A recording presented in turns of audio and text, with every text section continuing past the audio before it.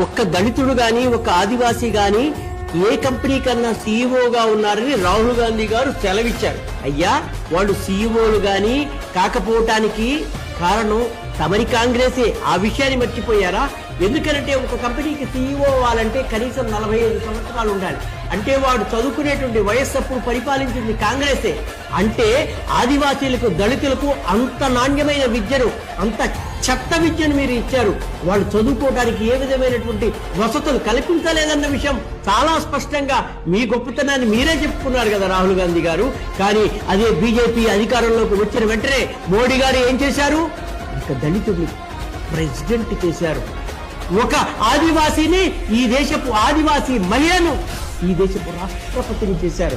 అది బీజేపీ గొప్పతనం. కానీ కాంగ్రెస్ వాళ్ళు మీరు కనీసం సీఎంఓను కూడా చేయలేకపోయారే. కానీ ఇప్పుడు మోడీ గారు ఇస్తున్న విద్యా విధానం, మోడీ గారు ఇస్తున్నటువంటి చదువు ప్రకారం చూద్దాం ఇంకొక 15 ఏళ్ల తర్వాత ఎలా ఉంటుందో.